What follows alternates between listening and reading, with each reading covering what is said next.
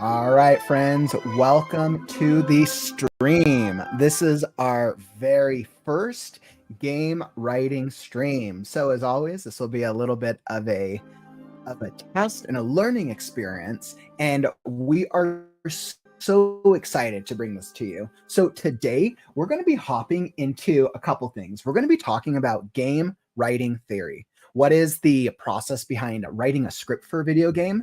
And then, as you can see, I got the fun Star Wars logo back here. We'll be talking about how do you write scripts for video games. And we have brought with us a special host and indie game writer, Sol MacNamara, our community favorite. Chat Sol is here in the community with us, and Sol is going to be joining us and taking us through a little bit of this process, since game writing scripts is Sol's expertise. So we're going to be hopping into that, and then for all of you who've been waiting, we're going to be doing a blind playthrough of the popular Star Wars Outlaws. So today is the first day that it is available for the public to play. So we're going to be playing through it for a first time, and we're going to be asking ourselves, is Star Wars Outlaws, is it a good game? And we're going to be looking at it from the storytelling perspective. Now, based off early reviews, it's supposed to be good. So only time will tell. So we will be getting right into it. Come join us, whether you want to come game with us or help us make some of these decisions. I guess we're going to see what decisions are to be made. All right, beautiful. And by the way, if you're watching on the replay, we got you covered. After the stream ends, the replay will be available to watch, and you can hop to the part of the stream that brings you the most value. Whether you want to hop to the game writing theory or just hop straight to the gameplay and the let's play with us. All right, perfect. And let me just hop into the community. Jessica, welcome to the stream, our very first game writing stream. ML, welcome. Welcome, my friends. I'm glad to have you in here. I'm curious, do we have some gamers here in the audience? That's the first thing. I'm always curious how many gamers we have in the community. All right, perfect. So let me bring on and introducing our crowd favorite, our very own, introducing game writer, indie game writer, Sol MacNamara. You might know them as Chat Sol, Sol MacNamara, one of the two. All right, and welcome Sol to the stage. Hey guys. What's up, Sol? I was like, people probably recognize you from our mini writing sessions. Yeah.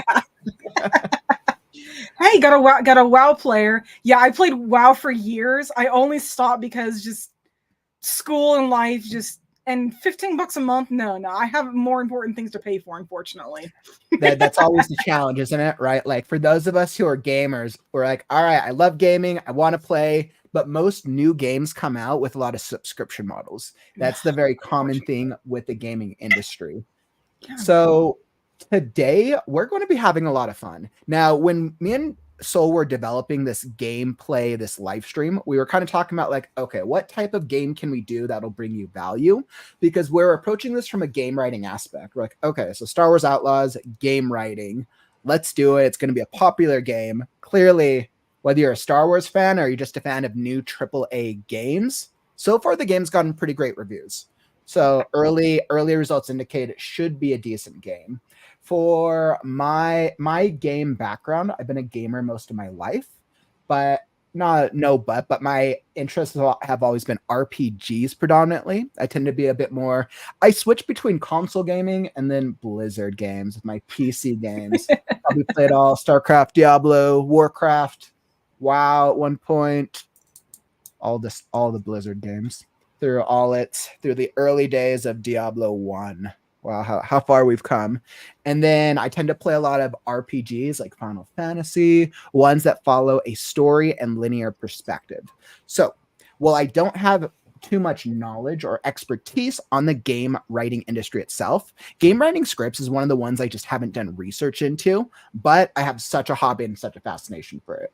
So I'll be sharing my opinion based off storytelling. It's like every other format, books, scripts, And game writing scripts or graphic novels, regardless of the format, it's still storytelling.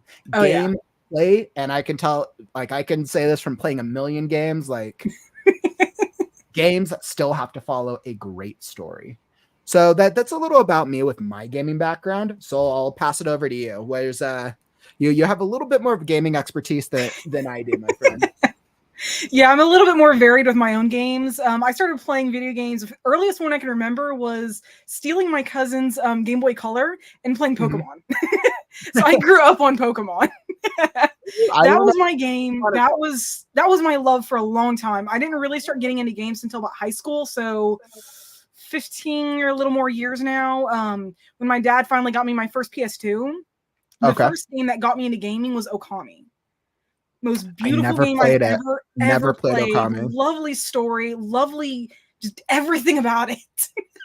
I had the option between playing Okami or playing Shadows of the Colossus. Those were my two options at the time.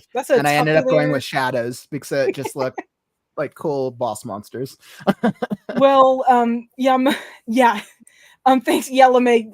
Okami is great. Okami is literally my inspiration for mostly what I want to do with games. That's actually why I went to college in the first place, is I want to make games for a living. In fact, I've even started my own indie game company, and we're already starting to work on our first game, Stone Age Survival, and it is a branching game. It actually has different paths. You play as an 8-year-old orphan child, and you have to survive in the Mesolithic era on your own on one of 4 different paths. And it's going to have lots of branching paths, lots of choices you can make that affect the ending. I love choices matter games. A really popular one that's well known, is Life is Strange. A lot of people know that game. Love the Life is Strange. That's the kind of game that I want to make, as well as animal protagonist games, because there's not that many. In fact, this is not a brag. Until Last Scarecrow coming to a store near you. But this is something that my teachers pointed out for me for a class. No, my first teacher in my beginners game writing course literally told me in a meeting he would not bother teaching me the basic stuff because I was already past the advanced. I already knew what I was doing. Wow. I already knew maybe not all the technical stuff, but I had an idea of what I was doing before I knew what I was doing. And hey, I mean, that was a good compliment. I love that. I'm good, but yeah, no, it sounds like you've definitely had a really good knack for it. That's awesome. Oh yeah, and like I've wanted to do this since I was like 15. And I'm 30 now, so we got our WoW nerd in here. Absolutely, Okami is absolutely a great game. Mass Toaster, Super Mario Bros. Hey, you know what? High five to our Super Mario Bros. I remember playing the first one, trying to beat Bowser. And now there's only 100 Super Mario games out. So, you know what? Metal Gear was a great game. It's been a while since I touched Metal Gear. That was an older one. Yeah, gotta admit, all except for obviously Okami and WoW, most of the games you guys are mentioning so far, I don't play. I usually play survival, adventure, open world. Huge fan of Skyrim.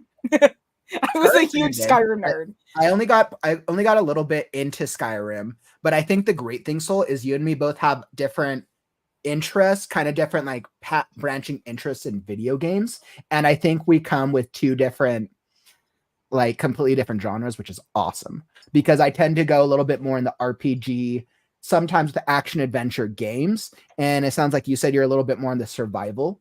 Oh yeah, survival is a big thing. Ever since I first discovered The Long Dark, man, I have been hooked on survival. I mean, I played The Long Dark. I played Green Hell. That's another favorite of mine. Skyrim, I used to mod the crap out of that so I could play it in survival mode. Well, clearly, Sol, the Last Scarecrow game is once again going to be called The Last Scared Crow. Let my company get some experience, and I'll talk to Jared about this. It's not going to be called The Last Scarecrow. It's just going to be called The Last Scared Crow. And the game itself, it's not going to follow the Scarecrow story at all. It's just going to be like a crow. It'll be one of those like adventure, like the sheep games or like the cat game where it's just like an animal and it'll be a crow trying to evade like these horrible, horrendous environments in this post-apocalyptic world. And the main boss will be the evil Kared Joffman. Yeah, honestly, that kind of game would be, except for the more horror type of theme, which I do not do. Yeah, no, that'd be right up my alley. I mean, if there's anything where you play as an animal, leave that to me. Also, for So, Jessica, I have played League of Legends. My husband plays it. I've tried it. yeah. Not the biggest fan. I don't really like those kinds of battle royale games. Of which one? So you're not a fan of LoL? Not really. I mean, I played it. It's I love fine. LoL.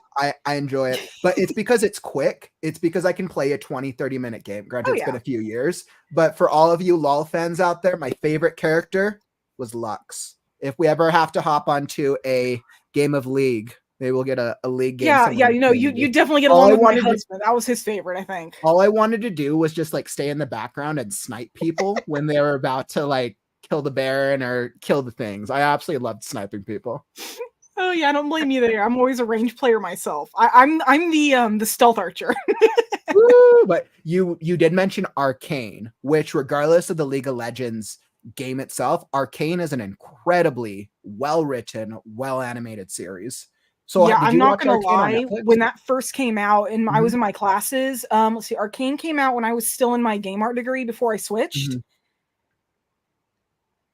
I don't think I had ever paid attention to a show more than beyond just its basic story mhm, until that show, and then suddenly I got so incredibly hooked on it. I actually mhm, started looking into well, concept art and artistry and doing all kinds of things related to the art for shows. That's when I seriously mhm, considered being a concept artist. But then I switched over into creative writing, and it just kind of went from there. And I mhm. mean, I think I could be decent if I actually tried it, but now writing's where I belong. I know. I think that's the same, right? I always had an appreciation myself for acting, but writing has always been my strength. So with that being said, I think now's a good time to shout out. So I want to dive in a little bit about like, how do you write a video game, right? So how do you write a video game script specifically? Because as writers, and for anyone who's interested in being involved in like the game industry and wants to write their own video game, the specific title it's called a narrative game writer, I believe. So There are if two you can, different kinds of writers in the Mhm. in the game making world. There are the Okay. narrative writers who actually design the literal script, and then Mhm. there are the game writers who are more like typical writers. They actually just write the storyline, but they don't Okay. get into the technicalities of it.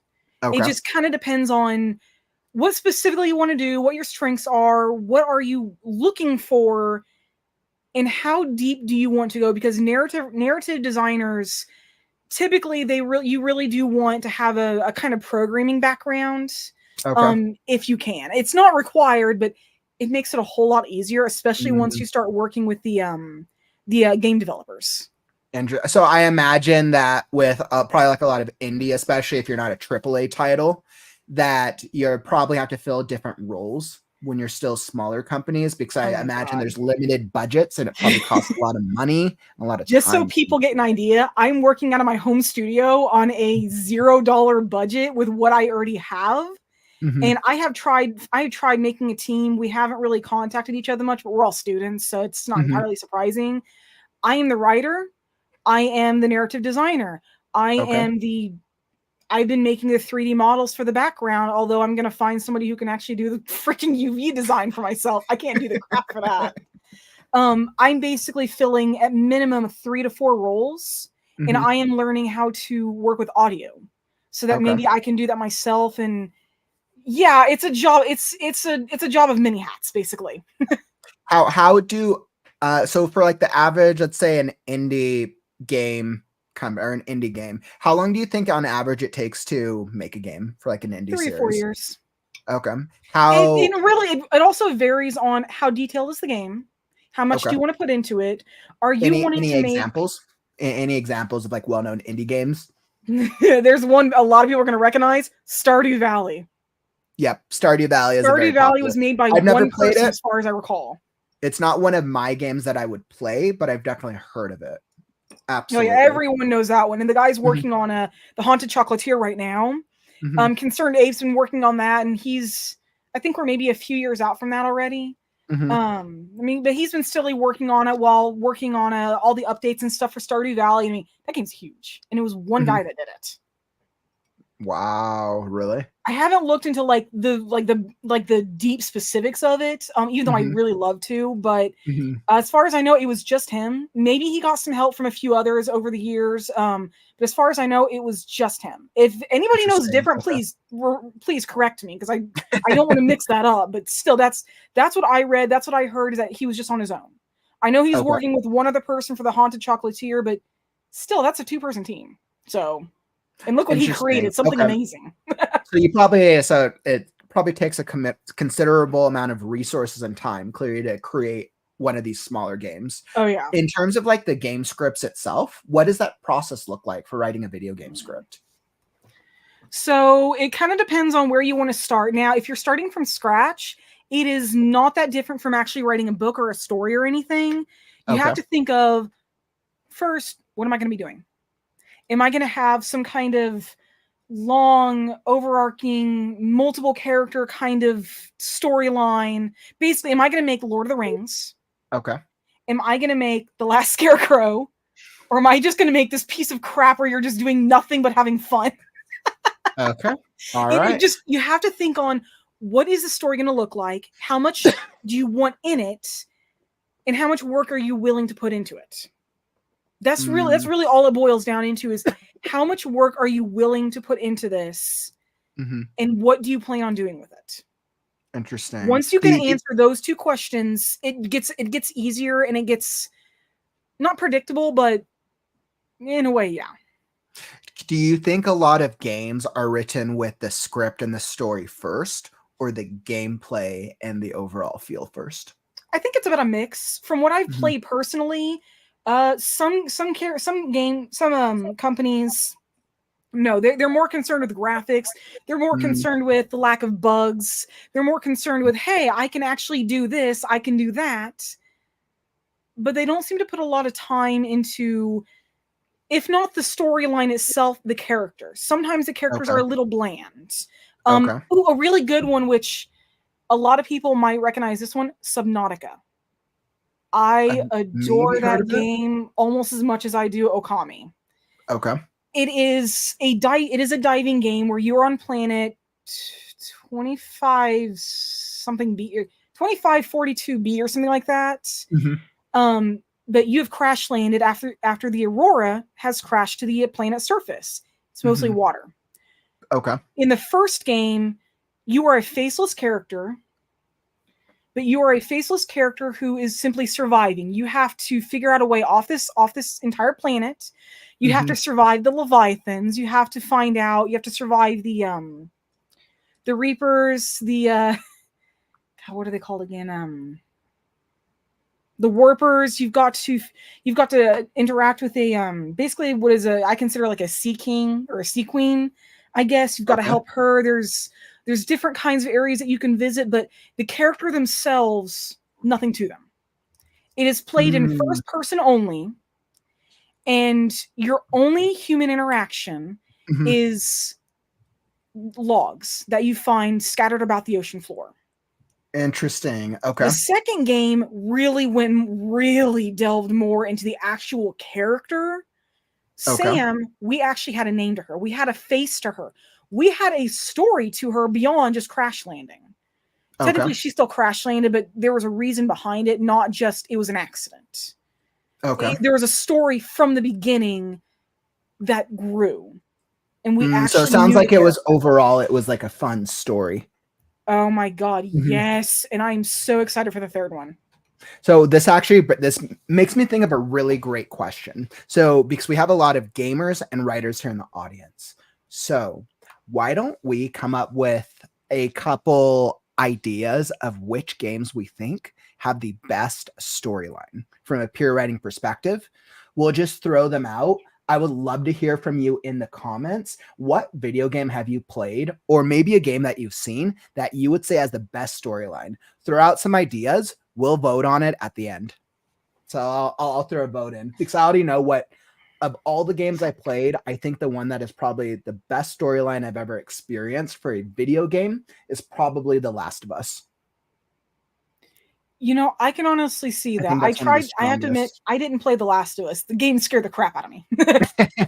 I'm not. I'm not really a fan. I'm not really the biggest into zombies. And well, Mhm. when what were they called? Lurkers would suddenly like rush at me. Oh my god, no, just no. I don't want the nightmares. Thank you very much. Yeah, like, no, thank you. No zombies coming I do want to watch to the eat show my though. face. If I can stand it, I would like to watch the show. And I did hear it had an amazing storyline.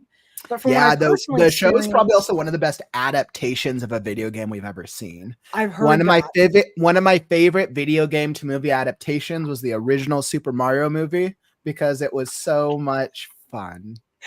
I'll Oh just my leave god, it my at that. husband prefers that It too. was so much fun. Okay, maybe it's categorized as one of the 10 biggest flops of all time, but That doesn't matter. The storyline is what matters. The storyline and the the adaptation. storyline's garbage. Like literally everything about the movie is like entirely garbage. It's entertaining because it's so bad. Oh, one of those Like, kind of movies. Okay. oh my goodness. Yeah, there's one, but video games notoriously have a curse around being adapted successfully. Oh my god. I think No recently kidding. with Last of Us and what was the other, what's the post-apocalypse one? I'm like blanking on it right now. I feel like I know what you're talking about, but I cannot recall the name of it. Yeah, I'm like so blanking on what it's called right now. It was last year. It was very popular, or earlier this year actually. Yeah, I really feel like I should recognize it, but I cannot recall. Mass Toaster Mhm. had a good point. Life is Strange. I have played every single Life is Strange game that has come out. Man, the storylines in those go deep. I am Fallout. super excited. I knew it was Fallout. Fallout. Yes, that was it. Yes, I Fallout watched a is couple very of the well done. episodes and Mhm. that was, my god, that was really good. I don't usually get into gory things. I really don't, but I actually managed to sit there and watch through that and actually pay attention, which is kind of a Mhm. big deal for myself. But I was surprised at how well that actually went. And I'm honestly looking forward to continuing it when I actually get the chance. Yeah, and then Life is Strange. I'm sure they'll come out with a franchise for it. I'm sure they'll come out with a movie for it. I'd Is be my shocked if they guess. didn't at some point. But it's just like so many of the adaptations are done so poorly. I mean, you could technically argue that the Resident Evil franchise as a movie franchise did very well because they've come out with 10 movies. Quality wise, I mean, they're fun. They are fun for action movies. Like I could argue that they were well done enough, at least some of the earlier ones. Silent Hill was one where the original one did pretty well. Yep, I know people. I know a lot of people talk about that. I think you could also argue. I want to say Nintendo's probably found their vibe with the success of the Super Mario movie last year. Mm-hmm. I would say they found a lot of success with that animated feature where it Oh yeah. served the story while doing something new for the universe. So I think that was another example. We've seen a couple of the Sonics come out. Five Nights at Freddy's was very mixed. Ugh. But yeah, it's video game adaptations they're tough. Because I think the challenge is how do you adapt a video game, which is supposed to be a video game experience, into something that's entertainment focused. Yeah, adapting a book is one thing. You technically, in a way, have a script that you can work from, and you Well, can. because a book's already entertainment. Book is Yeah, already entertainment. but a It's video just game, yeah, yeah. just part of the problem is some games, they have branches. Mm-hmm. They have choices that you can make that affect the storyline, even if it's something as simple as what weapon you use. Mm-hmm. That still makes a difference because I mean, Mm-hmm. like I'll use Skyrim for example. Let's just say for argument's sake, they decided to make that Mm-hmm. into a movie. Witcher. Holy crap, Witcher's the that perfect would be example. a nightmare. Because Witcher. well no, I'm thinking Skyrim because with Skyrim you've got mages, you've got thieves, you've got assassins, you've got brawlers, you've got brutes, barbarians, it's just there's a lot of major characters you can make. Mm-hmm. There's too many choices, and I mean, I swear to God, I don't think there's ever been a single person that has actually legitimately finished the game. Mm-hmm. Because there's so much that goes in, there's so much in there, and it is insane. So you got games like that. I mean, granted, there are some games that no, they would make good adaptations provided you go about it the right way. Mm-hmm. But there's so few of those, and the more difficult the game is, the more details there are, the harder it's going to be to adapt it. Yeah, I agree with that. I think some games would work very well with an adaptation, and I know even Mass Toaster here is saying it'd be very hard to make it translate into a movie, the Life is Strange game series. I feel like Life is Strange could do better as a Netflix series or as a television series if they did it episodically enough. Now, the challenges with choose your own adventures, I think it would be cool if a company could do the interactive style. What's that framework called where you had the interactive television show or movie?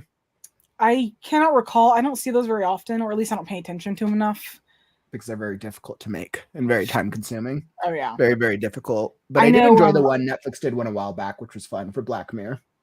I know this is writing, not TV, but I actually tried to decide to write a story for my character for Stone Age Survival. Mhm. I ended up having to do a side character because I couldn't do the main character because there's so much that can happen with them. I mean, seriously, the main character, you can either be a Neanderthal, Homo sapien, or a mix. You've got 3 different species. You start off at 8, but swear to God, there are so many choices of what you can become. It was incredibly difficult, and that alone made it troublesome. Yeah. Not to mention the 4 different branching paths, the animal companions, all of that. So it's like, when you've got games like that, oh my God, no wonder it's so difficult. And then you've got simpler games, which even if they have a lot to them, still, you got to be careful. Because, I mean, an adaptation can go very wrong if you make one minor decision bad. So I think that the key question that comes to mind is, for a video game script, how does a video game script differ than, let's say, maybe like a normal television script or a graphic novel? It's a lot thicker for one. You There's said a lot more thicker? that goes into it because you're not just Okay. thinking of characters, you're not just thinking of storyline. But you What still have to items have do you you have? probably still have to have it fleshed out as a core storyline because the characters Oh yeah, still no, you following need the that. journey, right? You need a basic story Bible for any game that you want to make. You need that is a core minimum. But then you got to think, what else is in here? What kind of items do I want? Do I have a magic system? Do I have a fighting system? Do I have a relationship system? Do I have inventory? What kind of items are in the inventory? What kind of combat moves are there? What kinds of moves are going to be coordinated to a keyboard or a controller? There is so much more that goes into a game writing script overall than because any you have other to integrate all of it, and then I imagine you have to integrate all of it with the storyline and then the gameplay, and it's probably the equal balance between the two. Oh yeah, it is. I actually made a game design document a year and a half ago. 3 pages, and it is still not even halfway done. Wow. I plan on making that game. It is going to be the crown jewel of my studio when it's done. But holy crap, it is so incredibly detailed, and I'm not even halfway done with it. I'm barely a fourth of the way done with that. And I've been working on that for, I think, closing out on 2 years, actually. Wow. And once again, it's over 2 years. Over 2 years. I started that before I went to school. Wow.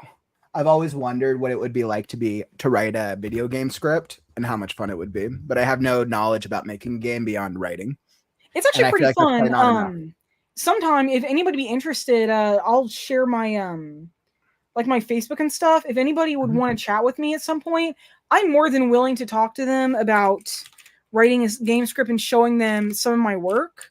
Because I mean, yeah, no, I've been working with Twine a lot recently, and it has been really fun. It's very basic. It's basically programming. Here, I'll share this. Because I can't make I don't think I can make actual links in the chat. But that's my Facebook. If anyone wants to chat with me, I'm more than happy to. I've written a couple game scripts in for choice of games or hosted games. I've written a couple works in progress that are pretty popular, actually, surprisingly. And then I've been working with Twine through school, and it's deeper. It's a lot more difficult. It's basically programming in C, but it's going to have so much more to it. And my games are going to go into Unity, at least so far, at least my first 2. So it's more difficult, but it's more to show off. And I'm slowly working on my portfolio to show off what I can do. So people will actually have evidence without actually having to wait for me to message back too. Okay. Well, that totally makes sense. So it sounds like it's it sounds like the difference with game script writing is that beyond the basic story with the characters, the world building, the plot, the structure, you have to also take into account all of the mechanics of the rest of the system. Now, Of granted, the mechanics design do choices. fall more into game development and game Mhm. designer. The writers and narrative designers do need to keep that in mind, if nothing else. Okay. Because you can write whatever the hell you want about a character, but if it Mhm. cannot be done, then there's no point in putting it in. You have Hmm. to keep in mind, if a character is going to do a backflip, Hmm. make sure that your developer and designer can program that and design it Mhm. that way, or else it's not going to work. It's just going to be something useless sitting there. Mm. Which is kind of That's disappointing because there's so much people want to put in their games. So interesting. Very, very interesting. Well, so that sounds like a lot of fun. You know, it's funny thinking about video games. I keep now thinking of this of Crow and thinking of Crow and using I feel like I keep going back and forth and if Crow should have use a type of shadow magic. I've been going back and forth for a while thinking about it, but I don't know if it best serves his character. It serves my interest. yeah, but even like no matter where you go though, it doesn't matter if it's your interest, the character is what matters. Mm-hmm. All right, beautiful. So we're just hitting the 30-minute mark, which I think is a perfect time to transition into the gameplay itself. So first off, if you're enjoying the stream, follow and subscribe. We're here with daily writing streams with the Right Now community. Sol's here with me on our weekly Right Now writers group. And clearly, something is happening every day. The Right Now community is here to help you, the unpublished authors of the world, write your first story through lifestyle, process, and mindset. So tap those buttons and you'll be alerted when we go live. All right, beautiful. So what we're going to be doing next, we're going to be hopping into the gameplay itself. So I have Star Wars Outlaws queued up. Let's see if I can figure it out, how to get both of us. There we go. So actually, that's just the video. I need to actually connect to the live stream. Okay, so I'm going to connect to the live stream. Essentially, what we're going to be doing is we'll be playing through Star Wars Outlaws. I have never played it before. I literally turned it on to test to make sure that it worked, but I actually have never played the game and I know absolutely nothing about it other than that it's Star Wars and it's supposed to be fun.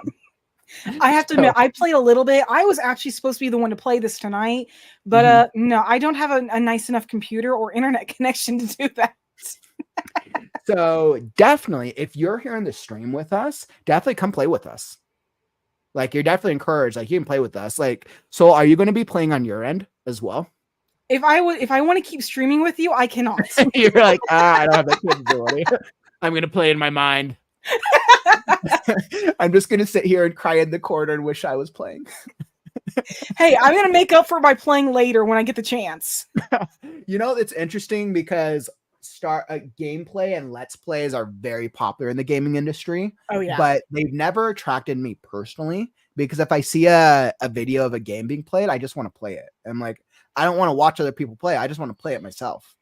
But it's very popular. The gaming industry is very, very popular, especially the gaming videos and gaming streamers. It's clearly a thing. So clearly there's an interest. Oh yeah. Okay. So this is what I'm thinking. So I'm going to, let's see. So I need to turn on the live stream on my end. So I'm hooked up to my Xbox here. I'm going to be playing it from the very beginning, but I think what's special about this is let's see, let me drop this from the screen. So I think what'll be special about this, and so I could use your help. You guys help me with the game decisions, right? So we can figure out like, what is this game good from a pure storytelling perspective? That's what I really want to know. Gameplay aside, let's focus on the storyline of it and ask ourselves like, okay, why does the hook work? Or why does the character dialogue work? And so I love your commentary. I almost feel like we kind of treat this maybe as like a live commentary of like, okay, why would they do these things, or how do these types of things like work? Because you know the back end of this type of stuff. Yep. I'm only used to playing the front end video game of it. Okay. Yeah, ever since I started really looking into game writing, I started paying attention to all my games, and I really started paying attention to what works, what doesn't, why do I like this personally, why does another person like this. I really started paying attention to all of that, and it has really helped immensely getting into that mindset. All right. So I have, let's see. And I'll say this too, so people are aware. I've actually played a little bit of the beginning of the game. I nearly got through the first mission before I realized that, no, yeah, I can't play this myself while streaming. The game actually, the characters do speak Huttese from the Star Wars series.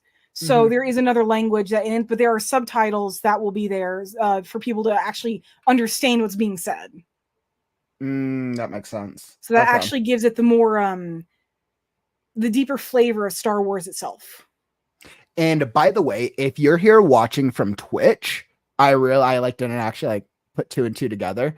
So the only way for me to stream it is I'm going to stream it through Twitch. So if you're here on the Twitch community, just refresh the screen and you'll see me pop back up so you can see the gameplay as we hop into Outlaws itself. And then you can just come over to YouTube and you'll be able to see both. All right. So because I need to drop the Twitch chat to be able to live stream it. All right. Perfect. So I got that. Now that should let me live stream from here. I was like, clearly I didn't think about that. All right. Perfect. So I should have it all set up on my end. All right. Well, so I need to know what the volume. Can you hear me? Barely. Okay.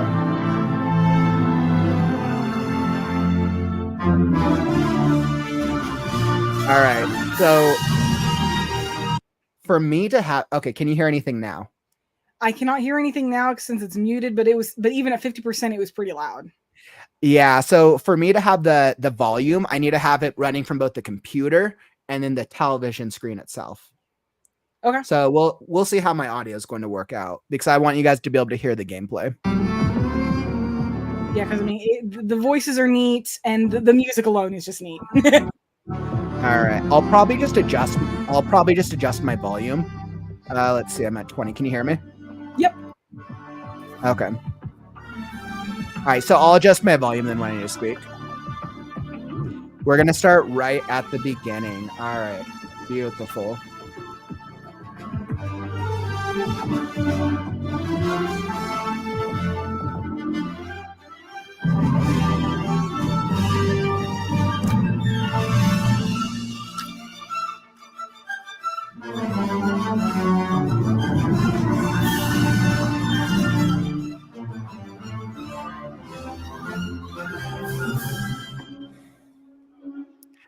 I'm like so nervous. I don't know what to expect from this.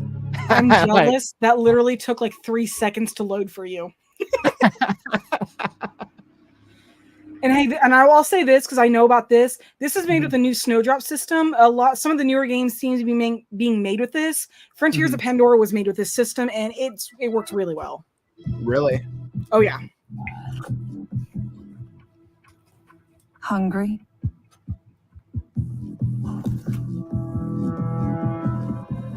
You can like definitely tell this is a AAA game. Oh yeah. AAA games they've got that signature look. Finally, Zedek Besh is here.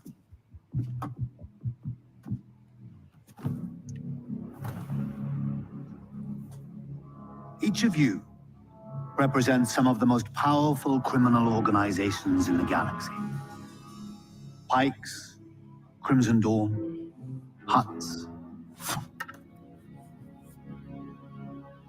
It's a golden age for the underworld. The Empire's little Death Star gets blown to pieces and the law is distracted by a rebellion that won't quit. It's an opportunity to make millions. But, to my surprise, one of you sends a spy into my own house when I thought we all could share this feast. Enough, Zero. I didn't come all this way to listen to lies while your Zedek Besh rats skim off our spy slates.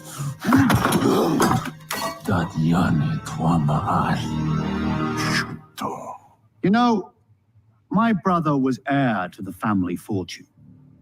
He's gone now. Do you remind me of him?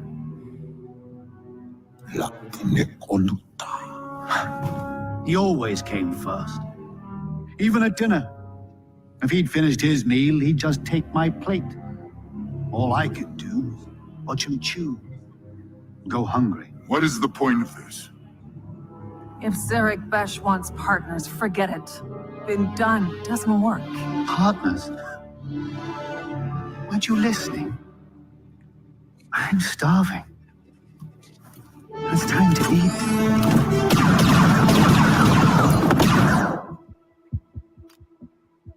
Nope. Looks like they didn't have a good day. Nope. Aw, cute, lovable character. I want a plushie of that thing. I bet you they did it for merchandising. I know, buddy. Just give me a minute.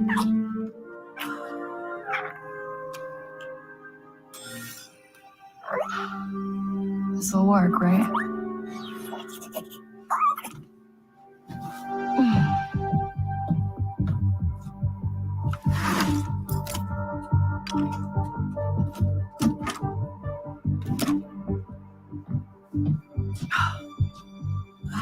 Tank Ferric. Where is it? All right. Let's get you some food. Okay, so as an opening, it's interesting because video games do this actually very notoriously. Video games don't always start out the opening scene with the protagonist. Mm-hmm. It makes me think then is normally video games rely on a prologue, because I'm almost positive that's a prologue, right? Pretty What do you much. It seems like similar to writing a book. When a Mhm. game has a prologue like that, it is supposed to get you interested in the story itself before you get interested in the main character. Mhm. Which, yeah, but like you can tell, right? So essentially it's trying to pull us into the world, because that's essentially the world, right? So when we think about that story choice, we have, what do you think, he's an antagonist or an obstacle? I'm like, Personally, I maybe- find maybe a him boss. as maybe both because of the way Maybe he both. acted. Mhm. Because Probably his not character like the major obviously, bad guy. yeah, I mean, yeah, definitely got that bad guy vibe, but also just the whole, not only like the whole, having them shot, Mhm. but the way he talked. No, that was just like sadistic almost. Ugh, Yeah, some real food. and especially then it killed everybody. But I think it also did the thing of showing us all like the classic Star Wars tribe, the classic Star Wars races. Because Yep. like if you've seen Star Wars at all, you recognize the majority of those races. Oh yeah. I've seen a lot of Star Wars in my life. Sol, have you always been a big Star Wars fan at all, or Nope. mediocre? I Not at all. actually do. Okay. I actually did not like Star Wars at all until The Mandalorian. Okay, so this is perfect. So then it sounds like you get to explore this then from a more like neutral, like gaming standpoint. Whereas like I've seen all the Star Wars. I wouldn't say I'm like a mega fan or anything, but I appreciate some of the Star Wars things that have come out. Yeah, and I gotta Mandalorian is admit, pretty I could have gotten into Star Wars, but my ex was like so into it that it kind of ruined it for me. good. Oh no, he was a big Star Wars nerd. How did he ruin it for you? He wouldn't shut up about it. So he spoiled everything. Oh my god, just his enthusiasm bordered on annoying, which I mean, I'm not gonna complain too much because I mean, at least he was happy about it, so I'm not gonna complain about that. But all right, here's another part. But yeah, no, just Your mind. I could have gone into it if he'd been just a little quieter. So, Bram, that for me? No. But this is. Ah, my data spike. Yeah. And it's broken. Some scrap rat was selling it in the square. Says he found it in Sixth Kin turf. And now you're gonna say messing with the six skin is a bad idea. It's gonna get you killed. That's another way of putting it. You've got no crew, Kay. And you keep going it alone with high-risk scores that just go sideways. You want it done right? You do it yourself. I get it. You've hit some bad luck. Bad luck. I'm out of marks, I'm broke, and I live in an attic. Why don't you stick around the Broken Hoof tonight? Fix yourself some dinner. Let me set you up with something small, an easy hustle. Or you could just give me that job on your pad there. Nice try. Then I got plans. Take some credits. For the data spike. I'm good. Then I'll put it towards your rent. I said I'm good, Bram.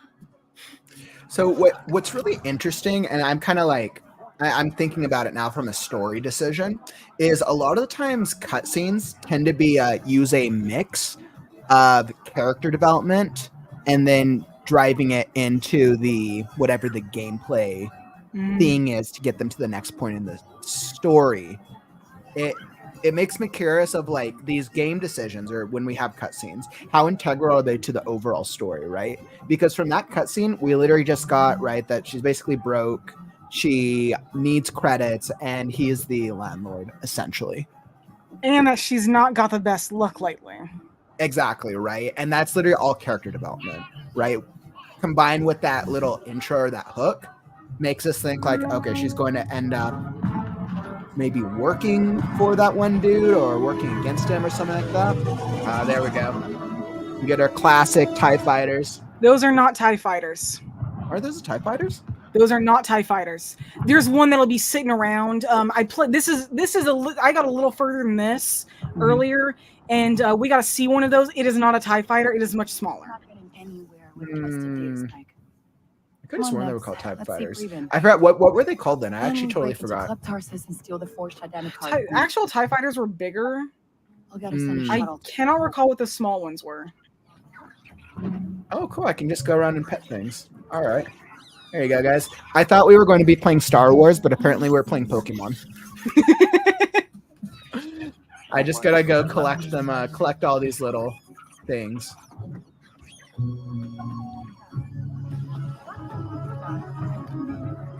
There you go. You know, who needs to play through the storyline and I can just sit here and enjoy the environment?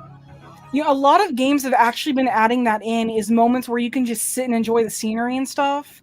And It's while kind it's of- not important for the gameplay, It's not at all. it does seem to actually attract players better because it gives you a chance to relax in game. Yeah, so like if you're without playing putting through it and you want to pressure sit on you. down and like go take a break from it, it's actually great for streamers. I almost wonder if it's a thing because streaming has become so popular. I could see that. I really could. Mhm.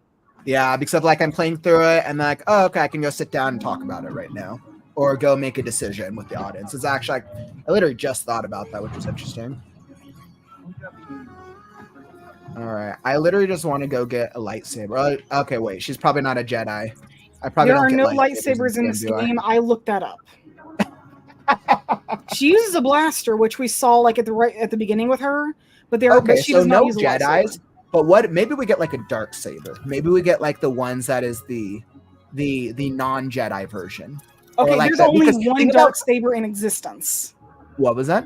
There's only one dark saber in existence, and I can't remember the exact timeline of where this game lands. But the dark saber only belongs to the leader of the Mandalorians on their home planet. Do you know where this takes place in the Star Wars in the mythology? What is it? We are currently on Kanto. Canton, but like, do you know like when it takes place? Stole from me last week. I cannot recall off the top of my head. I only ever seen one of him anywhere. You pay up soon, or I'm turning him in. All right, basically they're telling me that just good. So to display the objective location. Yeah. I feel like they've made games very easy these days. Huh. All the merchants are out. I feel like the for Kanto difficulty for games really aren't stuff. that Hi. that challenging in this day and age. Yes, it depends on the game. At least the overall difficulty. Like obviously there's always going to be hard games out there, but it just feels like, especially for AAA titles, the difficulty itself is really more exploring the world and doing all the things. Well, also there's actually settings that you can change for this that lets you change how easy it is to fight, how easy it is to get hurt, how easy it is to lockpick. I looked up some of the settings myself, and it was interesting. And and you can also change the overall difficulty as well, from easy to default to difficult. Oh, that's a good idea. I feel like we when don't games always do get that. with a lot of AAAs. Yeah, I mean, Did you get I that with Harry personally am Potter? someone who Did the Harry Potter have a doesn't difficulty one? there's a difficulty setting level. There's 4 different difficulties for Hogwarts Legacy. Mm-hmm. Oh dang, I didn't notice that part earlier. Nice. I'm actually just nice. You found a lot of credits. I'm actually just kind of lost. So that's basically how I'm finding. You know when you're look at playing the top of your screen. Repair the data spike at pre-bat. I know, but I was trying to follow the yellow thing, so I thought I'd have to crawl. But clearly, it's probably in a shop over here. Just keep walking around, you'll find it. You're like, how's Kauffman as a gamer? Yeah, guys, I'm doing great. I'm doing so great, guys. We've gotten so far. I beat a few bosses, and I've collected some Pokemon.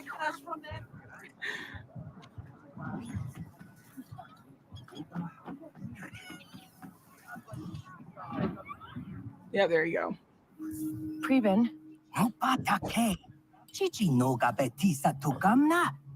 Na 6 king pint ut chituana ubaja pagoyama sif no lia club tasis. Come on. I just need my data spike fixed. Anji chusa tajis kalif. Susa uba ropadatis. Son pitch crispo. Because the forged identicards in that vault are the only way I get off this planet. I'm done with Kanto. Abakanto sati uba. Good. Only options I got here are sixth kin or prison. Aku ang uba tingka sa kutu utwata. At least someone like me has a shot at a decent score. Maybe even see the core worlds. Preben, you help me one last time, and we never talk again. Eniki, kutuba no majeche kupa. Pasabata jope uba vipta jakrita.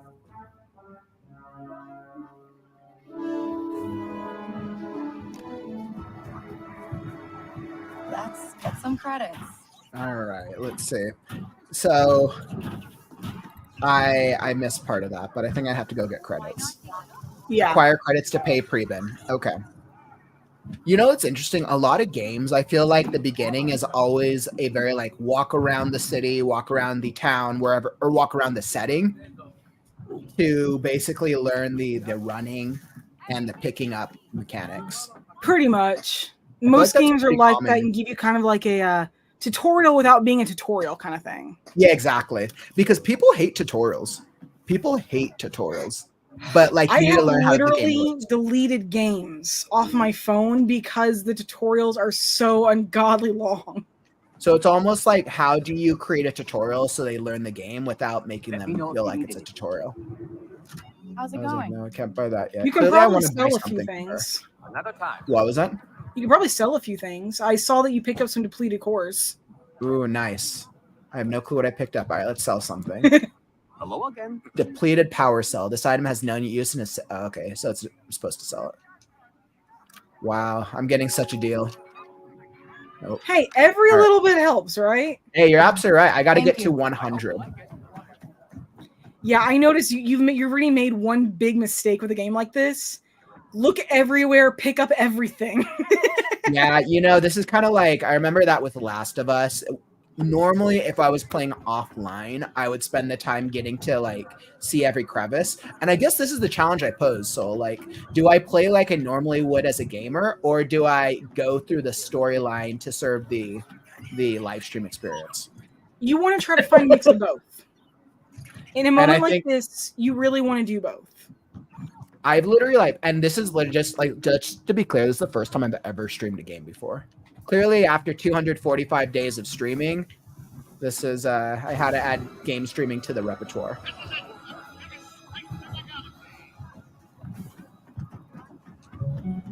Oh, I think nice! you just passed something. I can slide. You said I passed something? Mm-hmm. Okay.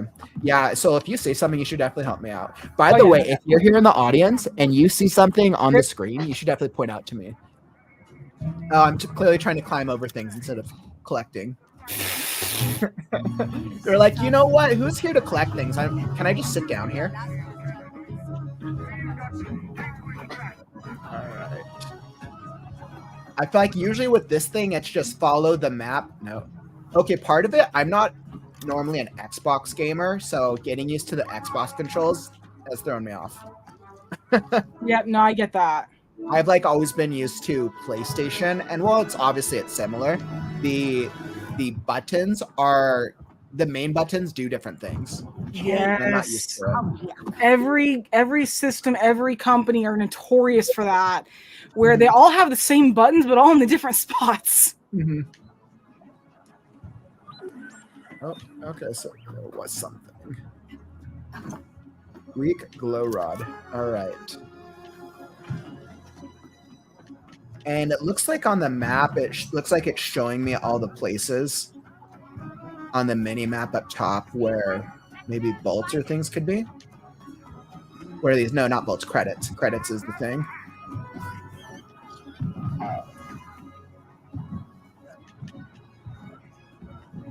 Oh, it's just a shop. Okay.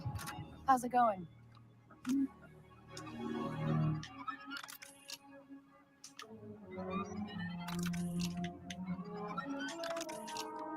Okay. So it looks like I'm literally just supposed to pick up all the objects to sell them, essentially. There's also a betting place that you can do as well that you kind of missed early on, back at the Cantina? canteen. Yeah, cantina. Okay. Oh yeah, that's the ship right there, by the way. Oh wait, the ship? Yeah, turn right around. Here? Turn around. Turn around. There we go. Yeah, that right here. Just look down there. There. Woo! All right, let's go. Let's fly. I'm ready to leave this place. Yeah, no, you can't fly it, but that's what was flying earlier. I want to go fight the boss. Where's the boss? All right. Well, I do like that I can slide. Okay. I'm so close. 71 out of 100 credits. No, I keep going back to the shopkeeper. That's not who I need. Yeah, I know. Some of the spots I found pretty hard to get to. I'm like kind of going miscellaneously, but with any good game, you just literally follow the outline. And you find yourself back there. Follow the borders. Oh, look. There it is. It's so close. Yeah, that's one place I couldn't figure out how to get to. Let me through. Where's Force teleport? Well, it's probably unlocked later. All right. Or I can go back and pet the lemmings, whatever they are. Oh, yeah. I feel like I'm pretty close. I feel like I've collected. Back at the cantina. No, you think there'll be things in the cantina? Yeah, no, go back and there's like that little betting thing right there. Yeah, right there. Ooh, interesting. So look at the bottom one. Help. Yeah, you want to choose that bets. You can place bets on the upcoming Canto Blight races. Make sure to carefully assess the contenders. Okay, so it's like a betting thing. Okay.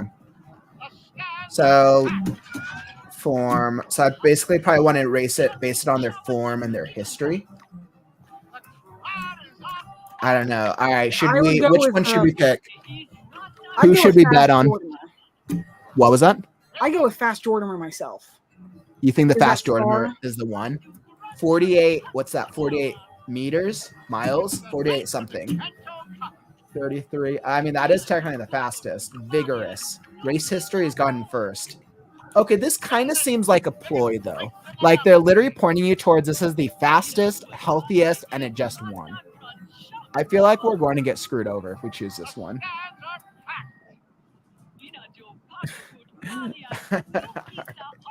Okay, so let's see. This looks like a winner. I guess we're placing a bet. Wait, do I need to pay money to play? Yeah, it will use 5 credits, but it'll be all right. Fine. We can give up 5 credits. Don't let me down. We're gonna win this race whether we want to or not.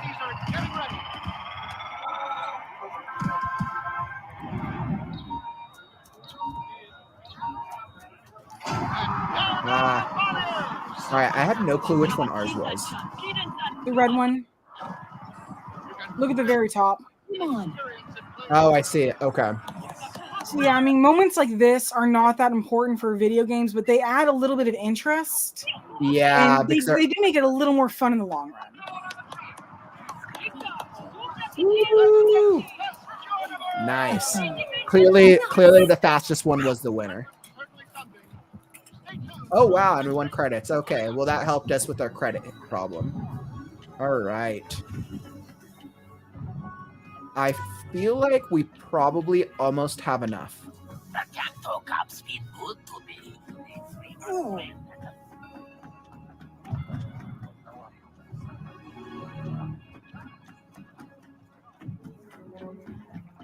Oh, I remember this place. All right, let's go back and sell.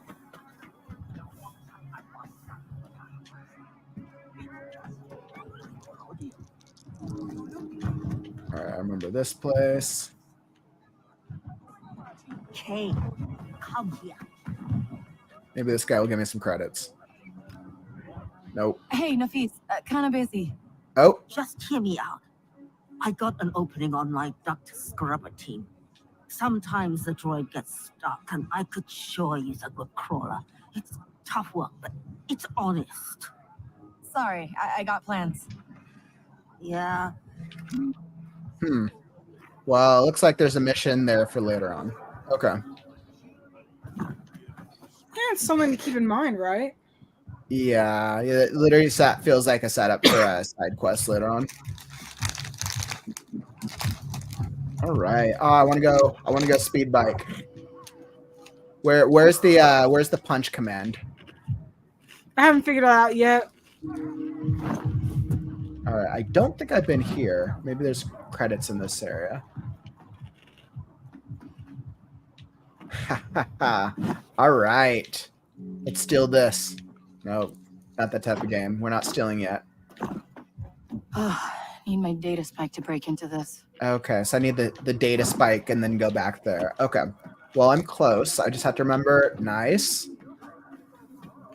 Oh, shit. Nice. Okay, There we go. let's go see Preben. Remember nice. this spot. So this is where all the credits are at. Hey, you want a little scratch next? Okay.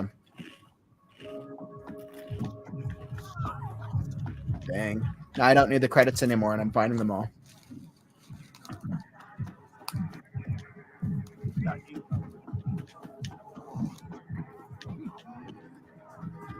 What are we doing here? All right. I'm getting distracted at the scene. Okay, cool. Let's play some video games. Oh, temporarily unavailable. All right, here's an arcade for later. Then you can play the game within the game. Yeah, this game, from what I saw in the settings, there are 3 different mini games that you can play. Oh, really? Yeah, it was probably those arcades right there. I feel like I probably have to get past this opening prologue that's not a prologue. Probably. Okay, Preben, I have the credits. Bata. Chubacava piasa jebe chutpasa bata. All right, let's Okay. test it out. So now I can probably go back to that speed bike. Okay, now we get that Oh. identity card from Club So Tarsus. find a way into Club Tarsus. Out of here next, and then before you know it, Okay, so I feel like we have to go talk to those people who are standing in front of the door. That would be my first guess. Yeah.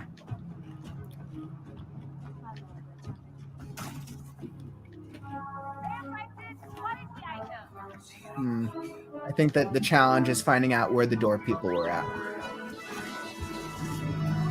Oh, or I could just follow the command head. Yeah, that'll probably help. Yep. Knew it. Knew it was these people. busy night? You're not getting in, Kay. Club's already got enough rats. Really funny. Okay, maybe that was close. Come on, next. We'll find our own way in. Oh, looks like we can fit through there. Okay, so it was this area. No going back now.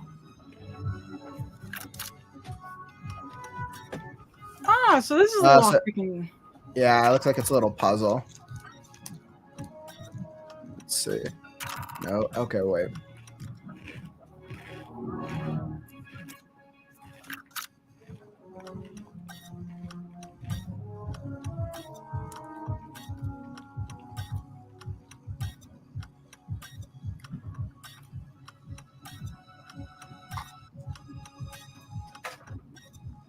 So you have to base it off of the sound, listen to the rhythmic pattern, and press RT in sync with every beat in the loop. Okay, that is really interesting, and it makes a lot of sense. One of the settings actually lets you put a visual cue.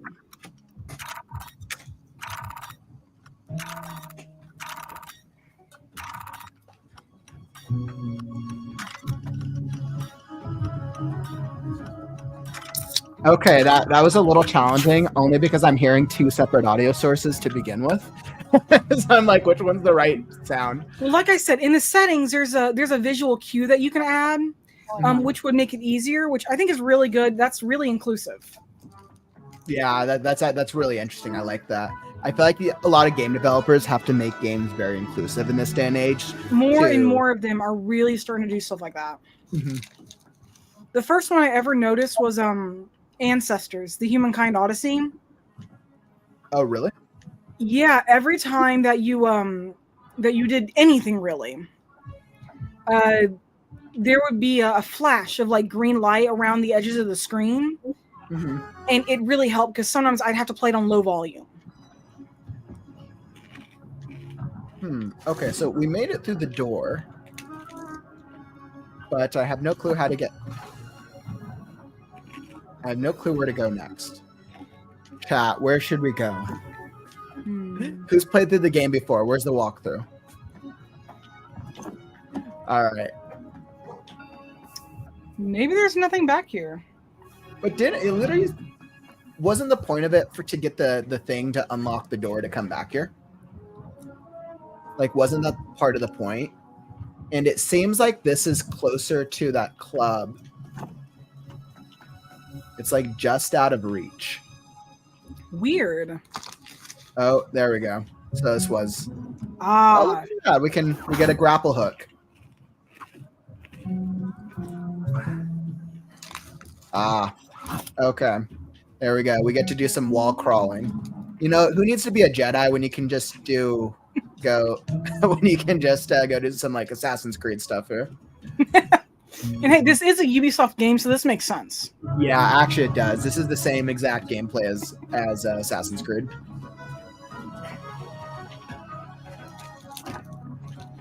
Do your thing, Nix, just like I taught you.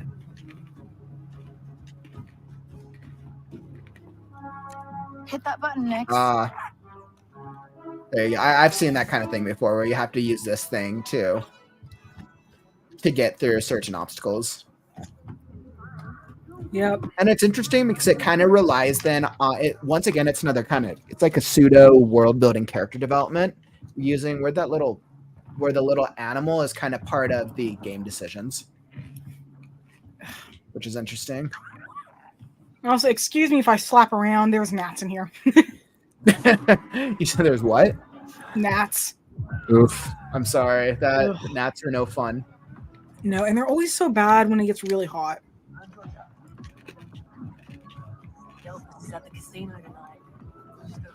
All right, so we've made it into the club. Is this where I'm going to find C-3PO?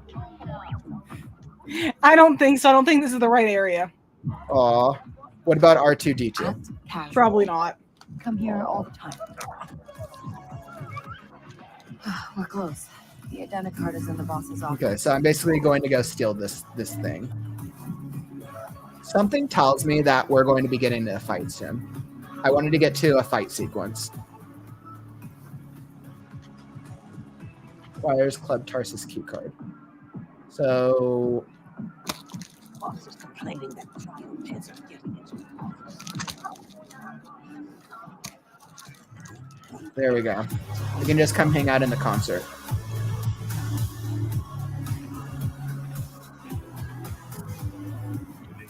All right, got an old comlink. There we go. Who needs to play the game when you can just enjoy the concert? Moments like this always draw people in too. It has nothing to do with gameplay, but we're storyline, but it is just fun and a way to relax. So, with what we've seen from the storyline so far, what do you think is going to happen? See, she's trying to get off a Canto. Something is going to fail pretty soon. You think it's going to happen with her trying to you can't go too long without something happening or people aren't going to like it. So stealing this key card might be the trigger. Maybe something will happen then. Maybe something will happen right after. Soon there should be something going on that is going to be big. Like you said, maybe fighting somebody or trying to escape or, something. Hey, so I'm Kay, and you're gonna let me through. You're not on the list. Oh, my friend Preben put me on the list. Preben should have paid more. All right, audience, we need your help. Should I bluff or bribe? Oh, I can't even bribe. Oh man, check unlock conditions. I need 100 credits to be able to bribe him. Something tells me the bribe would work, and something tells me the bluff's not going to work well. Hey, no, we have to try. So clearly, this is a game where you're gonna have to have a high enough amount of credits to be able to bribe your way in certain situations. And I'm sure there's some encounters where you literally bribe's probably the only way. Oh, yeah, that'll be interesting to see. Listen, do you know who I am? Boss wants to see me. Boss is at the cup. Go away before I stop finding this funny. Oh man, where's the punch command? There's gotta be a way past him. Okay. So what do you think, Sol? Do you think there's a way to sneak past him, or do you think I have to go collect 100 credits? Maybe there's a way to distract him. Yeah, maybe using my little animal thingamajigger. I could see that.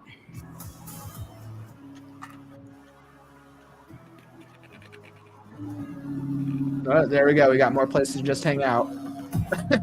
Someone tells me this game's going to have a lot of these. Oh, probably.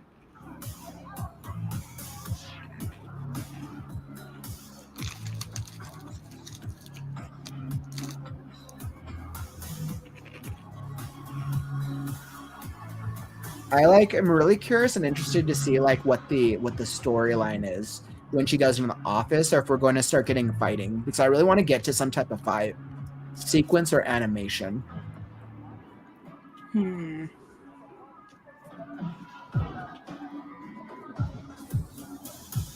Okay, so I think I've explored most of this place. Plan ordered us to kick everyone out of the west. Let's see, maybe I talk to the bartender. Yep. Hey, bouncer's a Slimo, Burrell. Yeah. He only cares about two things, easy money and fast speeders. He's bought himself a T-85. Let me guess. Won't shut up about it? Loves it more than his mother. You want something? No, I think I got what I needed. Thanks. All right, so we're going to buy him a speeder. We're going to bribe him with the speeder.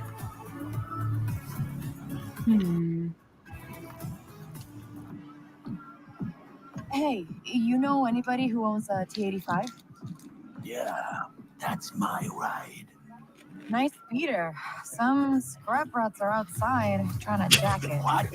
Get out of my way. No one scraps my Joban. I just got it modded. Dang, so you think it would have been a waste of 100 to just bribe him initially? Yep. That works.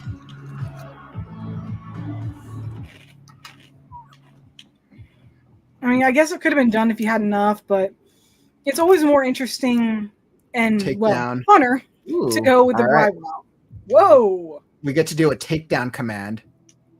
All right, so let me just state this. So who just hangs out in a room with their back to the door, just kind of chilling there, unless she's using some type of force communication. Only people that can use force, at least as far as I know, was the Jedi. I don't think it was something that other people could really use. Oh, that was interesting. It relied on your companion to help take her down. It actually suggests that the combat is going to rely on this little guy to do some of your moves, which is actually kind of a cool dynamic. That'll be interesting to see. Think about it. It's actually really cool. Okay, let's pick that lock, grab the identicard, and disappear. All right, so we're going to have to do another lock picking thing. All right.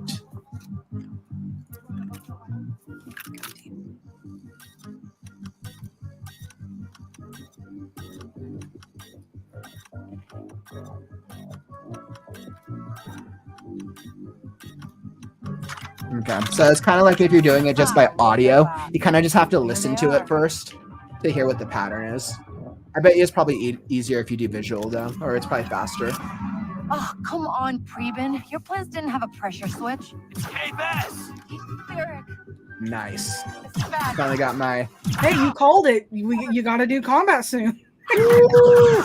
That's all that I wanted out of life. Can I run over to them and punch him? No, he's dead. There we go. All right. And I'm full on something. What am I full on? I feel like I've literally picked up like nothing. Where's my... It looks like you can only collect so many of those depleted cores. Do I have that Maybe many? maybe you need like to get a bag or something later on to increase your inventory. Yeah. So Seems like a lot of games anymore do that. Is you can only carry like so much. Yeah, that's probably what it is. So it looks like it's a depleted core and I can only carry 3. Wow, it's probably inventory because you see I only have 4 spots right now. Yeah. That's what it looks like. You probably have to upgrade. A lot of games are doing that anymore.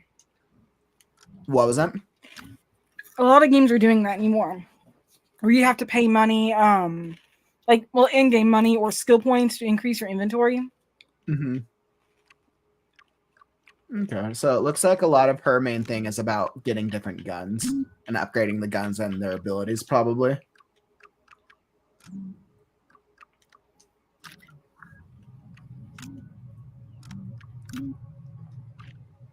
Interesting. Okay. Well, I guess this is a good note of sell everything before you lose it. Yeah.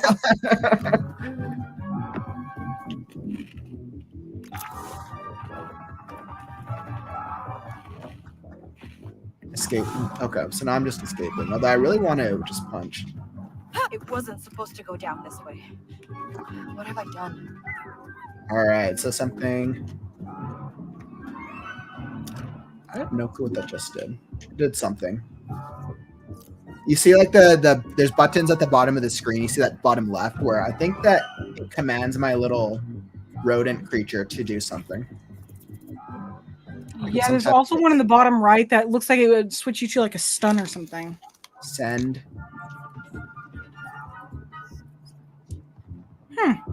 Okay, so it's basically you can kind of control.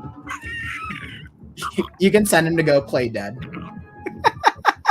That's literally what it is. You can send him to go play dead or protect K. That is just adorable. Or I can just do this if I want to pet it. Oh my god, that's absolutely funny. That's hilarious. It's interesting how they've integrated this little like creature into... It feels like they probably integrated the creature into both the character development, the gameplay, and the world building. Mm-hmm. Stuff like that is always interesting. It makes for a better storyline. At least I personally think so. Mm-hmm. There's a wall that you want to climb. Feel more like integrated. Okay, clearly I'm supposed to jump. So clearly this is the type of game where you have to look high and low in all your surroundings to get through your obstacles. Yep. Oh, all right, time for another fight. It's probably gonna tap for a quick Nyx attack. Go, Nyx. You know what to do. I think. Oops. I think I was supposed to have Nyx attack this thing. Okay, let's try this again.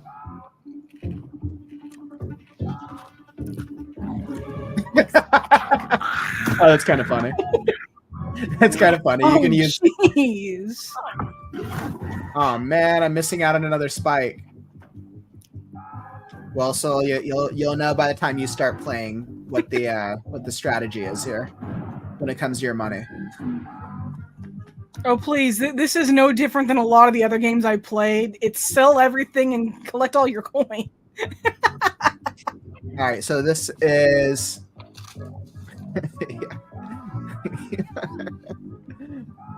All right, so this is... Hold that. So there's LT to aim, and then RB to silently knock out enemies. Somebody's coming. Oh, okay. Well, that wasn't a silent knockout. Here we go next. Oh. Careful, All because right, your gun well, will overheat. We're pinned down. Dang it, I missed it. Crap, I don't know how to duck. Ducking is, crap, I only know PC commands. I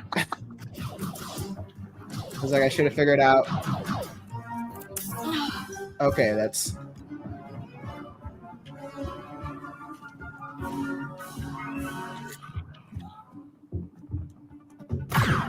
All right, nice.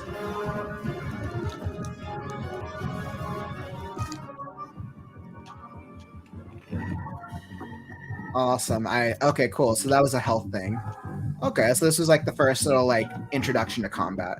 So it looks like you can do. I mean, I was just running in and punching guys, but you're probably supposed to actually stay back and shoot, is my guess. And since it's probably an energy pistol, I imagine you don't have to worry about ammo, maybe.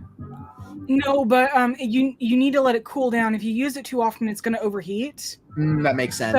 So then they probably want you to balance the do it, or it kind of feels like they want you to balance using this thing as well.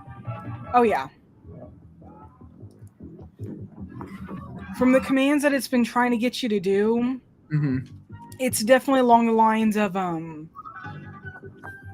use Nyx as well as your plasma blaster, and well, your own hitting ability. Okay. So that just goes in a loop. All right. Well, that is clearly not the way. Okay, wait, maybe it's What are we gonna do next? You called it though, so you're like, literally something has to happen for us to be able to move forward and get out of this area. I played too many games like this. It was just obvious. You like absolutely called it.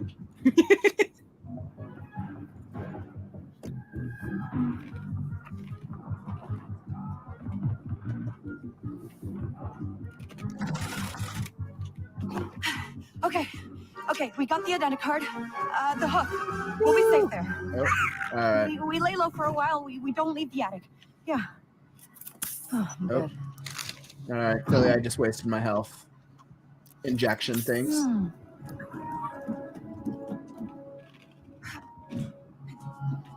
I totally should be looking for things. All right.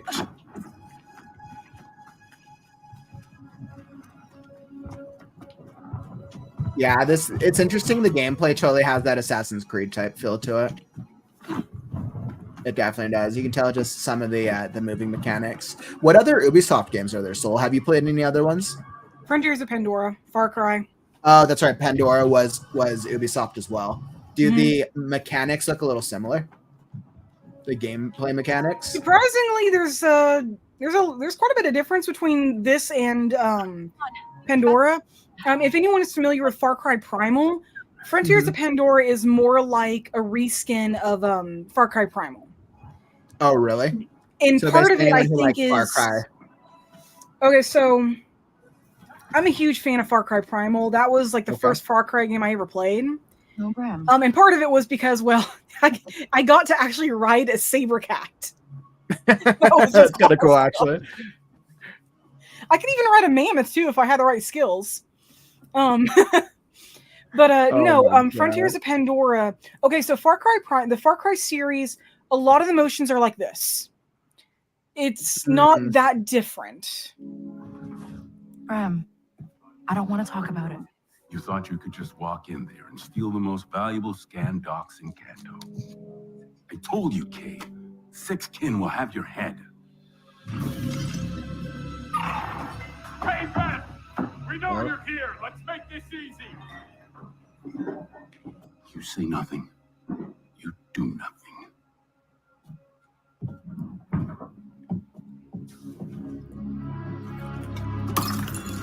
No.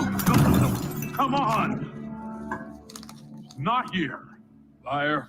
He tells me he ain't gonna be making it too much longer. You think I want my car blasted up like this? Done with that. If he doesn't die, he's gonna at least get hurt really bad. You find her. Yep. No. Yep, so that's coming. You'd slow us down. Let's go. Called it. Oh, well, at least he didn't die. we Yeah, thought well, it was for gonna be now. all. I know, right?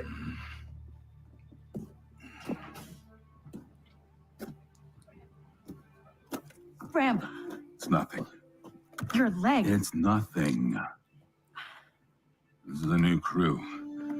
High risk. Whatever it takes, you finish this job. Score alone is enough to buy you a damn shuttle-off world. It's what you want, right? Time to go, Kay. For good. Wow, that's interesting. Yeah. He really was not looking forward to her actually doing something that stupid. Mhm. But she managed it, and now she's got his respect. That's some nice character development there. Yeah, I think that was a really great choice as well. It's interesting. So that kind of sets up for so it feels like this was a very early introductory moment. It kind of feels like the beginning of this was the prologue. We can't let him see Not us the next. prologue, the tutorial a little bit. Yeah. Gave you And the I basics clearly of have to sneak combat, around. gave you the data spike, all of that. So Because my probably guess is that after this, it will really get into the game in earnest. Yeah, I feel. Do you think that it probably doesn't get to the gameplay itself for the most part until you get off world? Probably.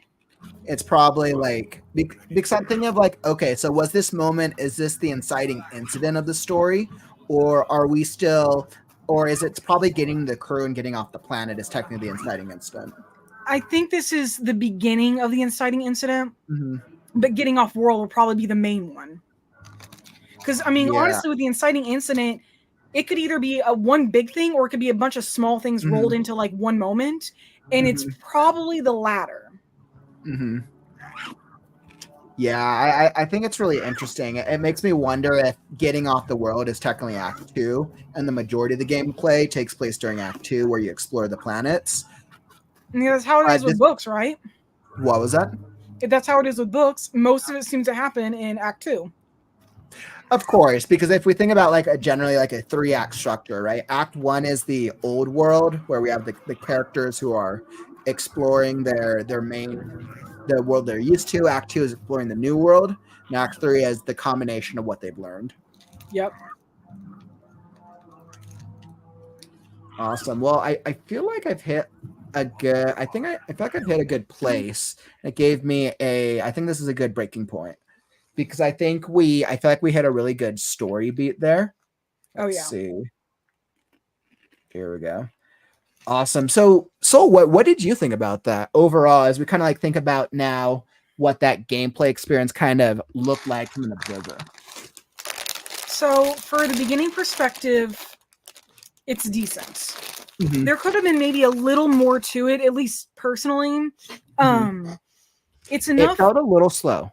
The beginning felt a little slow, but I think I could have been taking more time because of a live stream aspect. Let's see, if I was playing this myself, I would have actually taken a lot more time than you personally. But that's myself. I'm the kind of person who explores every nook and cranny that I can. I find every little item. I sell everything. I do all of that. I mean, I pour myself into a game like crazy. Ask my husband. He's seen me with a brand new game. I will sit here for days and play it. Yeah, When this is Pandora what came out, I I was struggle with insane. these games as well. So like I'm a bit of a completionist. So like normally I feel like I have to do everything. And especially in open world games, it's so hard to do in this day and age. Like I don't even have the time to do that. Like as much as I wish I could go into a large open world game, like I just don't got the time. Oh yeah. But with this game, it was a very decent start. There could have been a little bit more to it. There could have been, if not more to do, like in terms of like quest or anything, there could have been more to interact with. There could have been, see, we pet the animals. There were different things to collect. There was a couple shops that we could have talked to a few more people. We could have sat in a few more places and just kind of watched the world. Maybe like sitting down somewhere could have triggered like those ships going above or more fireworks going off or, you know, something like that. But for the moments that were, especially towards the end when it started getting into combat, it really picked up and it really made up for it. Interesting. Especially when you got into the club and then it's like, holy crap, it actually started picking up really well. And then when you're escaping and, you know, you're heading back to the cantina, yeah, no, that really picked up right there. Yeah, you could tell once we got to the cantina scene, that's where it picked up. But like in terms of an overall like time frame, like really that really wasn't that much. You could have really gone through that first open area in probably like a few minutes and then been at the cantina pretty quickly. I know for myself, if I was doing that, no, if I did not want to explore heavily, I could have had that done in half the time. I probably would have gambled some more too. Yeah, keep betting on that vigorous horse. Keep betting on the vigorous horse. Let's max out that money early on. Who needs to wait to collect a lot of money later? Let's just collect all of it at the beginning, and then I can just bribe everybody. But hey, moments like that, though, they usually have those timed, so you can only do them once or twice in a certain amount of time. So you may not have been able to go back and do that again. Yeah, but I think it's interesting because that just introduces the concept. You can tell the thing with the bouncer. It's just introducing the game concept, right? You're going to be exploring decisions where you have to choose different options. Yes.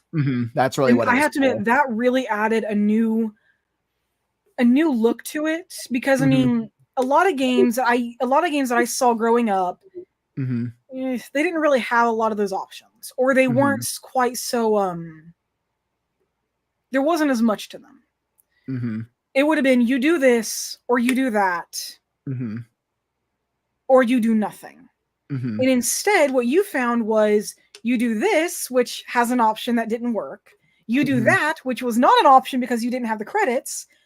But then you listened to someone and it gave you an option to go back and retry it. More and more games are letting players do that, which is adding more depth to it, adding more overall, which is making it a little more interesting. Yeah, exactly. I think it just gives players more, I would say, more options and more time in the game to explore different paths. Not only that, but also, I mean, it makes it feel more alive. I'd agree. Because, I mean, now granted, this is not a life sim. And I adore those. And I mean, I played way too much Sims, for example. I'm not even going to tell you how many hours I've gotten that. But games that are more immersive are always so much more popular. And even little moments like that where you talk to the bartender and learn just one little detail that can make a difference is always better.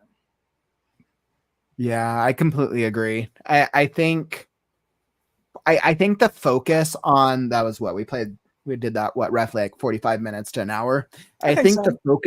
The focus of that was, I feel like there was a twofold focus. I feel like there was a focus on the storyline, on the character development specifically, and then on the different aspects of the gameplay.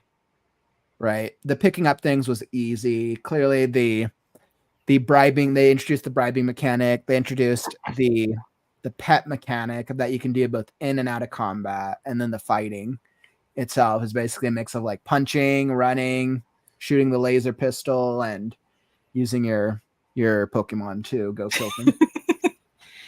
Yeah, it's a nice mix, but basically, yeah, like you said before, this entire section is more like a tutorial, which isn't a bad thing. I don't even know if we've gone into the core story yet. I don't even know if we've gone into the core story yet. Because, like I'm guessing this is a long game until we're off planet. I'm guessing this is a long game. So I'm kind of curious if anybody knows what is the average time it takes to complete Star Wars Outlaws. Let's see.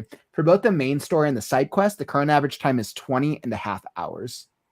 Makes a good amount of sense. Yeah, that time can fluctuate a little bit depending on. Interesting. So it actually doesn't seem that it's that long of a game per se. It seems like there's probably a lot of exploration on the different planets. Yeah, games like this, it's always more the exploration and side quest that actually make the game so long. Pandora is a good example. I mean, I don't know exactly how many hours it would take to actually do the storyline because it doesn't work like on a level system, but on how powerful your weapons and gear are. I have put almost 600 hours into that game. Really? Yeah, I'm not surprised. And I have only finished it once because most of that is exploration and just getting to know that world. Granted, that's over multiple save files, but still. I'm literally looking on Reddit here, and it says, on average, it can be completed in about 30 hours, and it looks like a completionist run is like 40 to 50. That makes sense. Emma, I was like, so seeing your big red is making me want an Ale-81. Oh, Ale-81 reminds me of college. What's that? Is that a type of drink? My guess is yeah. The Ale-81. I have not heard of that, but I'm guessing that's some kind of older drink or some drink that's not found where I'm at. I know a lot of people I've met actually don't even know what that Big Red exists. So I don't even know what a Big Red is either. What's that? It's pop. It's just soda. Oh, soda. Okay. Yeah, that's actually, I have seen Big Red. Actually, Big Red is another brand of a soda pop. Actually, yeah, that makes more sense. Yeah, I think it's not Pepsi and it's not Coke. It's one of those others. Oh man, that cracks me up. So awesome. I feel like we got an introduction to it. I mean, if it takes about 20 hours for the storyline and we played 45 minutes an hour, but if I was playing at like an average pace, that was maybe about a 30-minute tutorial. Then I'm like, have we even got into the main story yet? Maybe. Hard to say. I still don't feel like we did. Not after what happened with Kay, and I seriously think you're right that it's not gonna start until you're off planet. And honestly, I mean, I graduate in less than a week. And honestly, I'm taking a little bit of time off to just, relax after school before I really start looking for a job and everything. I plan on playing this game and really trying to learn it and actually trying to, not only relax, but I do want to see what this game is about now. I mean, I have for a while, especially since we started talking about doing the stream, but I really do want to see where this story goes because after just that opening scene alone got me interested enough that it's like, this guy has an attitude that is intriguing. Yeah. That alone drew me in because it's like, okay, what is his deal? So you think that guy is probably part of the crew? That guy's probably part of the crew we're about to find, right? I mean, like, the way he talked about his brother, was that real? Or was that like a metaphor of some kind? Because I've seen characters do that. They've said stuff like that's not actually what happened, but they use that as a metaphor for what really happened. Like, so did he really have a brother that took everything? Was he really the second born or, second loved or whatever like that? And if it was true, why did he go this route? What is his goal with this? And the whole I'm starving line, that was powerful. If that were in a book, that alone would make me want to keep reading. But hearing it in a game, it's like, it's more powerful because I can actually physically see it and not just picture it in my head. So it's like, is he going to betray somebody else? Is he going to betray the other people that are working for him? Is he going to find somebody else? Is Kay going to interact with him and she's going to have to deal with him? So it's like, what is his deal with all this? Is he the antagonist or is he a stepping stone to a bigger antagonist? I feel my gut tells me that he's a stepping stone to a bigger antagonist. I feel like he's like a secondary. Like there's somebody like He's probably just like he's probably going to be the boss of the first act, or like the way for you to get off world. And he probably works for somebody or with somebody or as part of some group. I Something can to see him that being effect. part of some group. I don't Actually, believe he is going to be how you get off planet though, that you're going to interact with that. He seems the way he was dressed and the way he acted, he seems bigger than that. So I was wondering when it takes place. It takes place during the classic trilogy. So it is located in the Ah, final stage of Darth Sidious's tyrannical regime. So probably closer to Return of the Jedi, it looks like.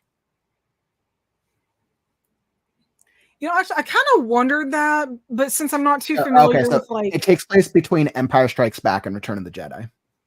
Okay. So then what's Empire Strikes Back? The end of that is Luke losing his hand to Darth Vader. Wait. That's Luke losing his hand, right? Is the end of I'm pretty sure it's end of Empire Strikes Back is Luke, I am your father. That moment maybe Luke loses the hand.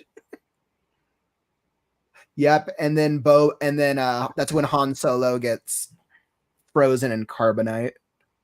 Yeah, I had no idea when that happened. So yeah, I'm pretty sure that's the end of that. So in terms of like the world, the first Death Star is destroyed, which means they're working on constructing the second Death Star right now. That I think that's what's going on in the greater universe. But I mean, that does mean that we're probably going to see either Sith or we're probably going to deal with some type of obviously stormtroopers, because that's an easy one. But we'll probably have to fight against bosses who use the Force then. If this is during Star Wars timeline, it'll be interesting to see if they involve Vader in it or not, or somebody from that regime.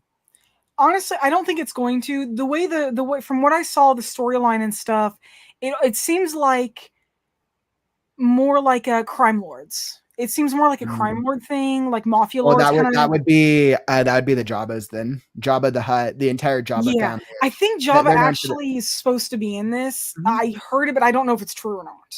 They probably are, because they're notorious for being like the main crime family in the Star Wars, in a lot of the Star Wars. The Hutts.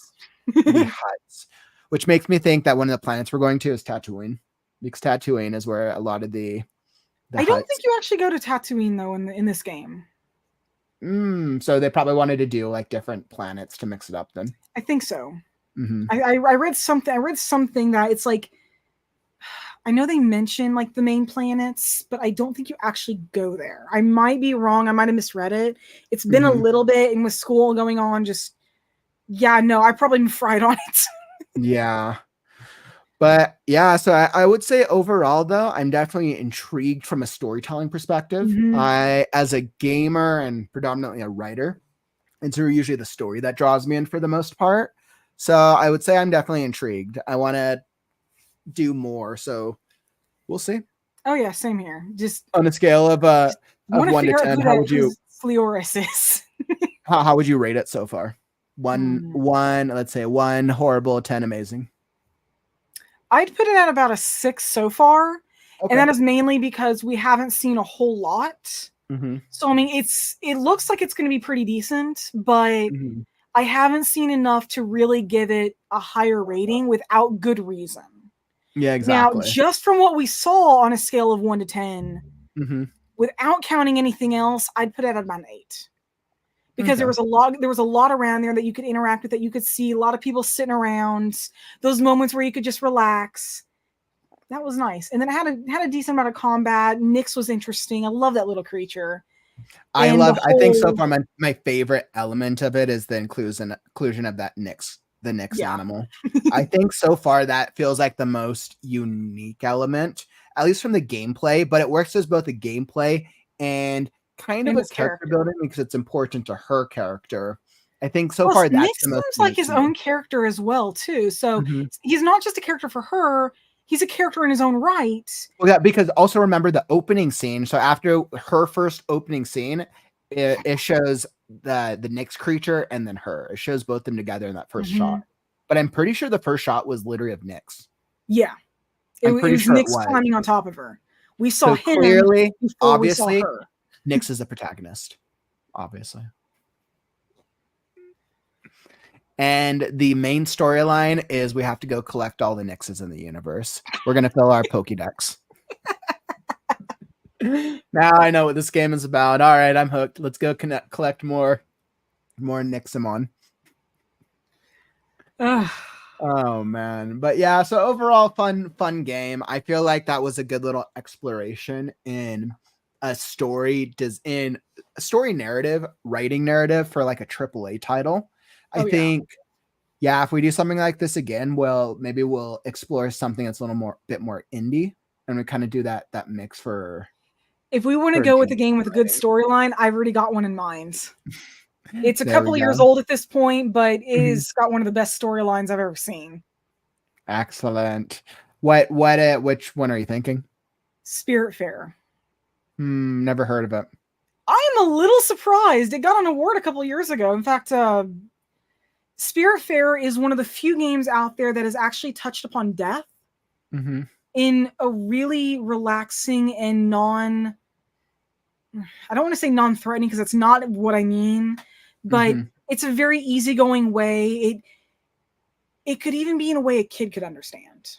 And there's not a lot of games that touch on that. I have played Spiritfarer so many times. I finished the game a lot. It is probably one of my top 5 favorite games next to Okami. Okami's first. Okay. Nothing will ever defeat that. But Spiritfarer has gotten into the top 5 for me. Well, it sounds like we might have to try that one out. I'll probably put out a poll to the community for their favorite types of games. If you're here in the live stream or if you're watching on the replay, what types of games do you want to see? What game do you want to see us stream and why? I am always of the mindset, the best written game out there, I want to explore. So you guys know my preference. I know Chat Soul, you're on the survival, the survival binge. Yep. Been that way for, holy crap, a little over 10 years now. Well, I feel like we got some great progress with game writing, and we got to do a little fun exploration with Star Wars Outlaws. So I think that's probably a good time to bring us to the end of the stream. Yeah. So for any of our audience who wants to find you or know more about you, where can they find you? So yeah, there's a link to my Facebook where people can contact me. I do have a portfolio that I'm working on if people want to see my work, but it's found basically through my Facebook. I don't have any other official sites yet. But and you know what? I talked to Kauffman about this a little bit, but I'm actually thinking about doing a stream like this myself, where I talk about game writing and I show off what my company is doing so people can maybe see what game writing actually looks like from the game writers and game developers perspective. I think that'd be awesome. Ironing that out, and I mean, I'll talk about it occasionally, but I might actually end up doing that because I like doing that. It's fun, and well, it's literally what I'm spending my life doing. It is not a job; it is literally my life. You'll have to keep us updated whenever you launch it. Oh, definitely. I definitely will. Awesome. And then I know you'll be back with our weekly Right Now Writers group on Wednesday. Oh, please. Yeah, I'm never skipping that. we found so much success of it. And I know even of all the episodes or of all the meetings so far that you have been the most consistent with me. Right. Oh, yeah. And I know I can tell, like, every time anyone else shows up, it always brings them so much value, whether they're on the camera or whether they're in the comments. Yeah, I've noticed that, people really get into the Wednesday night streams and they learn a lot. And it is really neat seeing how they interact with us. Awesome. Well, so once again, thanks for joining me today. I really appreciate it. Yeah, definitely. Anytime. All right. Beautiful. And as I get to this part of the stream and we touch on creative writing on the morrow. Tomorrow is the live story reading and critique show. So, do you want feedback on an excerpt of your book, poem, graphic novel, script, video game script? Yeah, that would be cool. Do you want a reading and a critique? Then send an email to Kauffman@the-creative-ghost.com. So that way we can get everything queued up and added to the submissions. Now, if you previously sent a submission on our previous critique show, definitely it will be added to our submissions for tomorrow. So we will be reviewing them. I haven't checked how many I have to do yet, but we'll be going through them. So we got all genres: fantasy, horror, sci-fi, romance, memoir, and everything in between. So come join us tomorrow, 1 p.m. Pacific, 4 p.m. Eastern time. And then Sunday is as usual, Sunday is the Create Right Now podcast. Let's see. And we are going to be talking about how do you turn off your internal critic with, let's see, how to turn off the internal critic with another writing coach. So it's going to be awesome. Come join us on Sunday. That'll be our critique episode. Great if you're a writer who's struggling with procrastination, with writer's block, or whenever you write something, you always have that voice in your head that's telling you like, all right, this sucks. And sometimes when you're trying to write, that prevents you from writing. So definitely on Sundays, Create Right Now podcast, come join us. It's going to be a great experience. Our normal Sunday time, 1 p.m. Pacific, 4 p.m. Eastern. Glad to have you here, my friends. Let's see. What's up, Penelope? Glad you hopped in. We're just approaching the end of the stream today. And I hope after my surgery in September is over, I am able to join the Wednesday live stream. Yeah, absolutely. First off, like, good luck with the surgery. Like, I could only imagine how challenging that must be. But yeah, we'll be going strong every Wednesday. I've been testing out the writing group for a few months to kind of see how writers are responding to it. And so far, it seems to be helping everybody. So definitely just shoot me a message, ML, if you want to join us on Wednesdays or hop on the camera with us. That'd be awesome. Mary, very good show, but I'm not so a gamer. Totally understandable, right? If you're not into the gaming lifestyle, like some of my family's not at all, it's like gaming holds no interest for you. So yeah, but thank you all for joining. It's been an absolutely great episode. And don't forget, like the stream on your way out. Let us know. Help us show the algorithm that writing streams are cool. All right, beautiful. And that, my friends, brings us to the end of the stream. Don't forget, words are wind, but stories are forever. I'm Kauffman, and I'll catch you on the morrow. Stay creative, writers.